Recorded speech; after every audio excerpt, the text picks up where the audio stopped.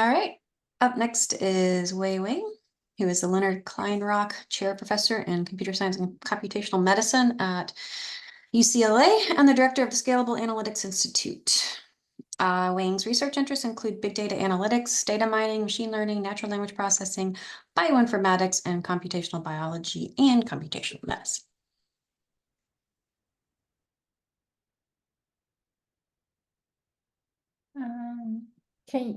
Can you see my screen? Hello? Yep. Can you hear me fine? Yes. So is this which screen are you showing? Because I use an extended monitor. Yeah, so we're seeing the correct screen. Yeah. You're seeing the correct screen. Okay, wonderful. Thank you for having me. And then so I'm with the project, the fun-side project called Meta Scientist. So what we want to do there is to design bio-inspired metamaterials with machine learning, with help of machine learning. Here is like overarching goal, scope of our of our model, starting with using foundation model to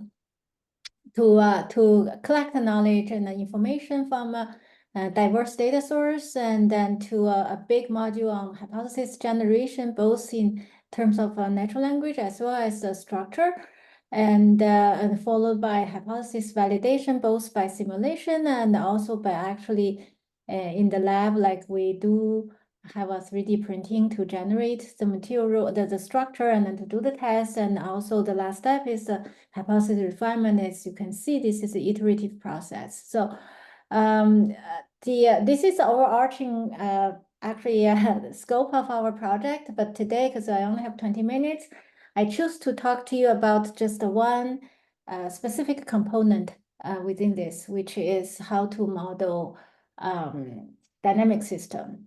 But what I'm going to show you is actually our general methodology, which is used in our project to, as part of the material design process. But as you will see in the next few minutes, that actually is a general system that can be applied to many, many other things.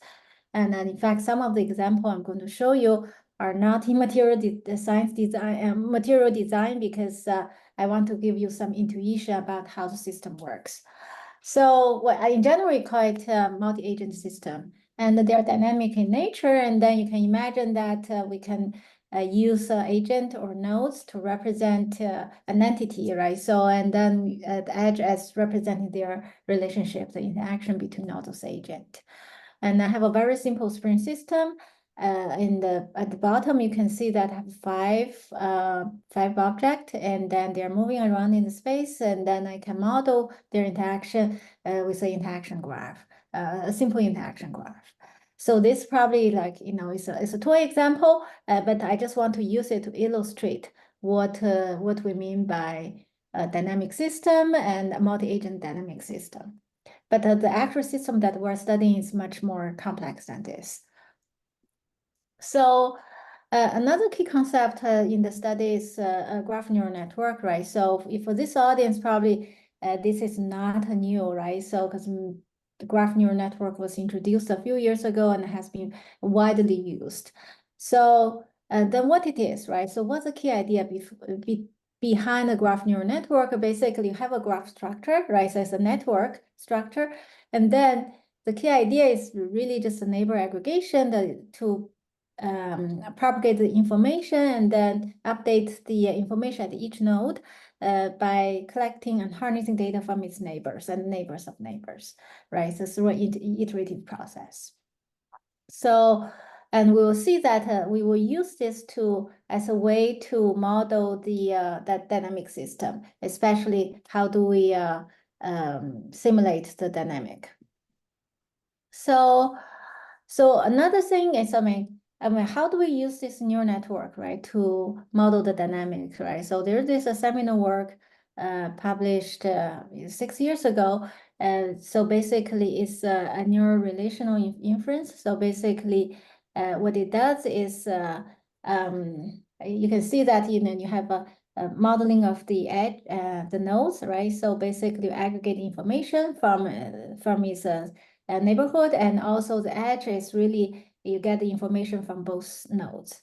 And so what's in our project, right? So what we want to study is that actually we want to address a few challenges, because previously the assumption was that all the observations are made, right? So there's no missing data, and all the observations are made at like a regular pace, right? So with regular intervals. So this assumption is a very strong assumption, and in reality, actually, we don't have that assumption. So the first challenge we're addressing is that we assume, well, we do not assume the system is fully observed, right? So we only have a partially observed system.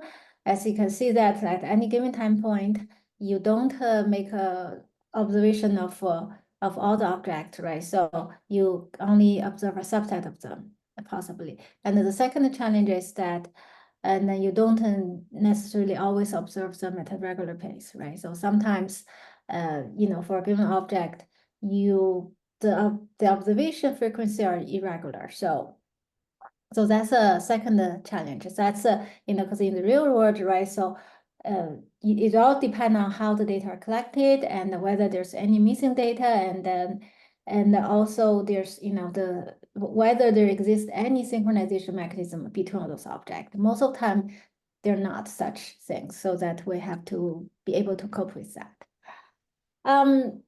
So what do we do? Our first approach is called LGODE, and what we do is that we want to be able to do to model the continuous system, right, with irregular sampling and also partial observation. And what we want to do is to use the neural ordinary differential equation, neural ODE, and to model this system. What we need to do is that we actually need to, once we infer the initial state of each agent, and then we use like a graph neural network, the one that I mentioned before, that to really parameterize the ODE functions, and then use it to predict the future, right?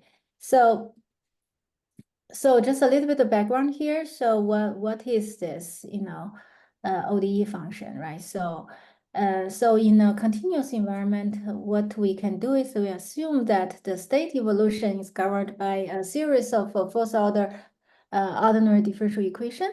So it's a quite in a very general form here. So and in fact that it has already been widely used in many real world systems that with nonlinear interaction.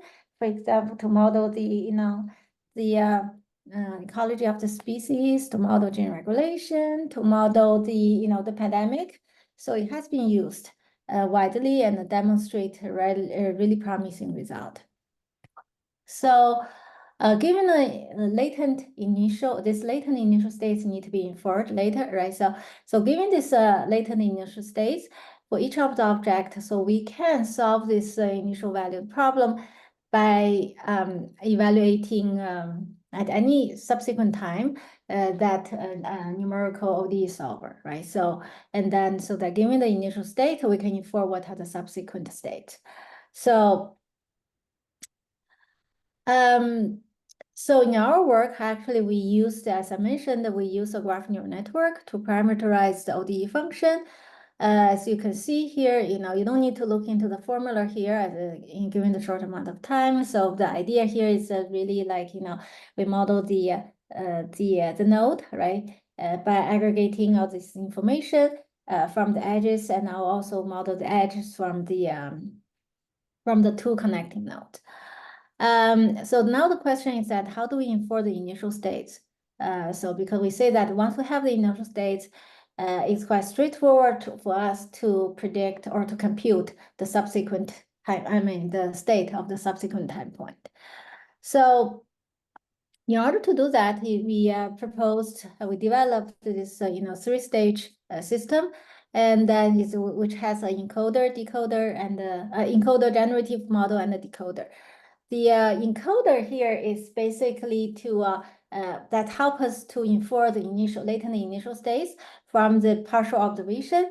The generative model really just to learn the ODE, the latent parameters in the ODE function, and then the decoder basic to recover the trajectory. So, and you can see, like, in the next few minutes, the series of work that we have done along this line all follow this, 3-step model. So in the encoder phase, what we want to do is we construct basically a temporal graph. We call it a temporal graph, and then because all the objects here are highly coupled and related, they're not independent. So that's why we want to model them together jointly. So you can see that in the figure here that I have a node there. I have a node there at time t3, and then I'm going to use all the surrounding object and also at a nearby time point to be able to use it to to construct a temporal graph to model the state of this this node. And so we use this, and we learned the dynamic node representation, and then after that, so basically we want to use it. We propose to use this something like similar to transformer-based attention mechanism, to model the node representation. So here, without going to the detail, you can see that this is really just very similar to the standard transformer architecture here. So, and I'm not going to go to the detail. Only thing I want to mention here is that we use a positional encoding to incorporate the temporal information here. So so that's the something I want to highlight. Other than that, it's pretty much similar to a standard framework. And in addition, we also have for each of the objects, right? We have that trajectory, and then we also want to model the sequence representation, which is a weighted sum of the observations and then we also, in this case, we also use positional encoding, similar to before, to take into account the position information. So for the generative model and the decoder, that once we have that initial state, and then we want to basically the initial states, and then we want to sample our actor. In this case, is we sample the initial states from the posterior probability actually modeled from our from the previous ODE function, and then that we learned, and then we sample the initial states here, and then we use the ODE solver to infer the subsequent states. So here is just some simple evaluation that we show you how well the system works, and then both interpolation and extrapolation tasks here. And this is the very simple 5-node spring system. You can see that is the predicted model works quite well, but because this is a toy example, and then we have the human motion system to show you that it also works quite well. We have a more complex, but I'm not going to have time to show. But here's just some numerical comparison about this LGODE and also ablation study to show that it's actually better than all the previous work. So the same for the spring system. And then, but this is not, I mean, this is nice, very encouraging, but it doesn't solve all the problems that we're facing. So for a dynamic system, one of the biggest challenges is that because objects are moving around in this case, right? So which means that the temporal graph is not stable, right? So it's also evolve along the time, which if you look at the two objects, right, at a certain time point, they may have direct interaction. And then after some time, they may move apart from each other, right? So, and also likewise, two objects that are far apart without any direct interaction, over time, they may move too close to each other, so that you can imagine that this interaction, or in other words, the edge of the graph, right, may appear and disappear, right?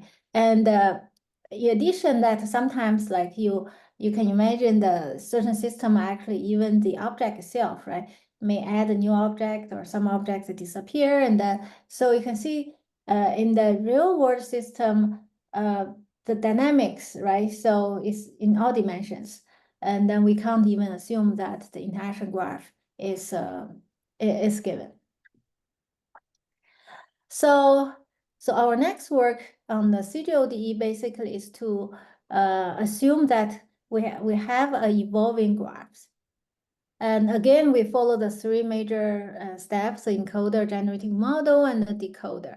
And you would see that actually what's the difference from this one and the previous one is that actually we have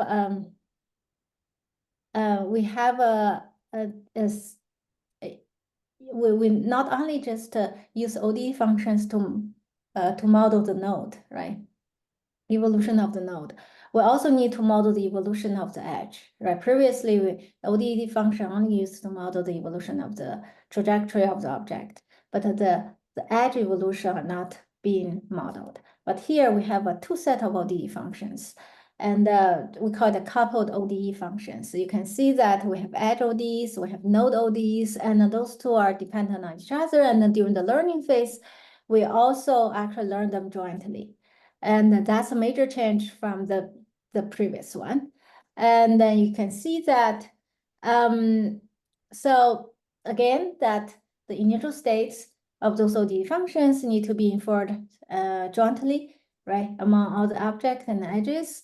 And then, so again, we still have a large temporal graphs here. So, and then we also use self-attention mechanism to generate the sequence representation of all the nodes. And then actually, which is used to compute the posterior distribution that we use to sample the initial state. And that is similar to before. And what's the difference here is this in the generative model, you can see that we have two ODEs, and there's edges ODE and the node ODEs. And then for the node ODEs, actually there are three factors, right? So there's a neighborhood aggregation, there's two other terms, one is natural recovery and also natural physics. And I won't be able to go into the detail here. And then, but for the edge ODEs, actually is influenced by the connecting nodes, as well as it's a self-driving, because there's some dynamics of the edge itself that we also want to be able to model. And for the decoder, you can see that, and given the initial states that are sampled from the posterior probability distribution, we compute the predicted trajectory of each nodes and each edge. And I'm not going to go to detail with the training phase, but you can see with some examples, this is for water dynamics. And then you can see the predicted versus ground truth is quite well.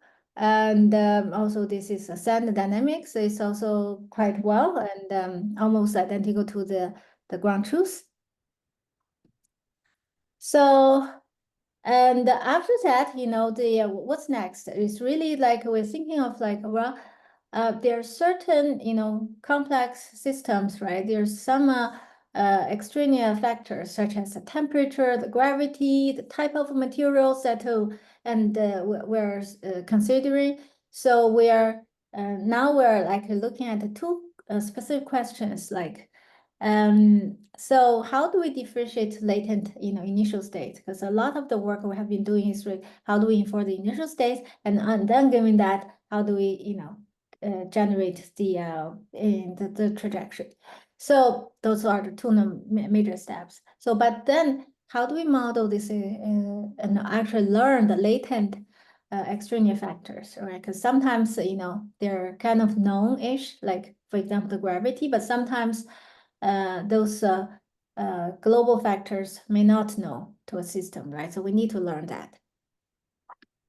And the second question is that how do we guarantee that the learned extraneous factors is from the different time window from the same environment, right? So, and so that, you know, in this case, we kind of modify our previous framework by adding like, you know, environment encoder, which is used to capture those latent global factors, like for example, temperature and gravity. And also another component we added will be a contrastive learning of component where like, you know, within the same environment, there's, you know, we make sure there's similar pairs and then versus in the different environment, they're different so that we have this contrastive learning component here to help us to learn what are the latent variables associated with the environment. And you can see that this is called the GGODE, and then which is the column, the row there, not the last row, the fourth one from the bottom, like actually, you know, outperforms all the previous ones. And then this is not the, you know, dynamic image anymore, but you can see at the different timestamps is between the ground truth and the generated value is almost identical for the different environment.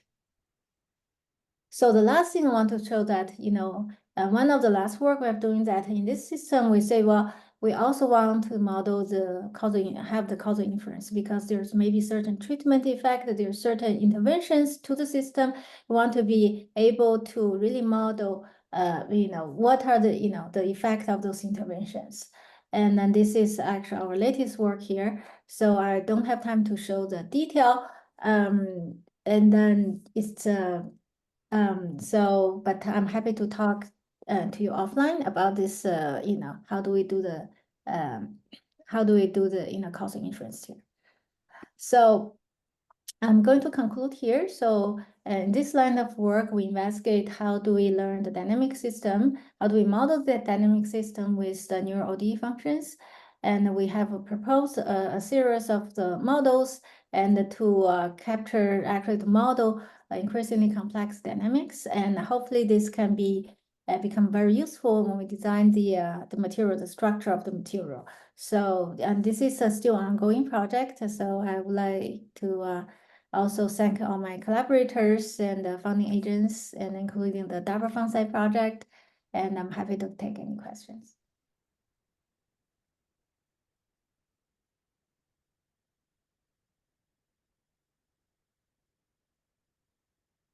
Yeah, I have one quick question.